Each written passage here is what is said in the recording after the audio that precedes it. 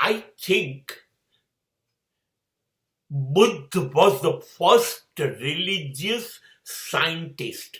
He was the first psychologist of the world before 3000 years. 3000 વર્ષ પહેલા પહેલો મનોવૈજ્ઞાનિક અથવા વૈજ્ઞાનિક જો કંઈ થયો હોય તો એ બુદ્ધ હતા. એને સ્પષ્ટ કહી દીધું અંતિમ સત્ય, દુઃખ છે, કાયમ છે.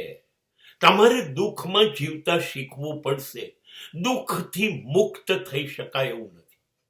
અને એ પછી હજારો વર્ષો પછી મનોવૈજ્ઞાનિક ફ્રોઈડ એ કહ્યું જીવન એ માત્ર દુઃખ દુઃખ દુઃખ અને દુઃખની સિરીઝ એટલે શૃંખલાઓ છે.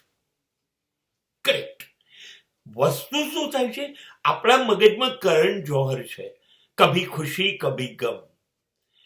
આપણે જેને ક્યારેક સુખી થઈ જઈએ છીએ, ક્યારેક દુઃખી થઈ જઈએ છીએ. આપણે સુખને નથી ઓળખી શકતા, એની પાછળ દુઃખ છુપાયું છે. અને દુઃખને નથી ઓળખી શકતા, એની પાછળ પણ સુખની ભાવના રહેલી છે. બહુ જ સાચું કહું છું.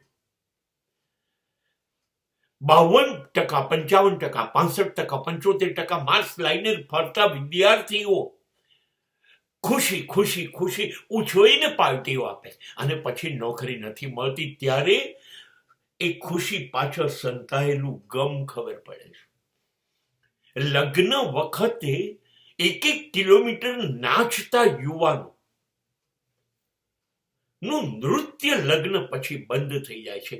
એ નૃત્ય એ ખુશી હતી. અને જીવનમાં આવે છે જ્યારે ત્યારે નૃત્ય બંધ થઈ જાય છે ગમ. આ છે ને, નથી સુખ કે નથી દુઃખ, માત્ર દુઃખ જ દુઃખ છે. માત્ર આ એક લાગણી છે, એક ભાવ છે. ક્યારેક દુઃખ આરામ કરે ત્યારે આપણને એમ થાય હાશ, એને આપણે સુખ કહીએ છીએ.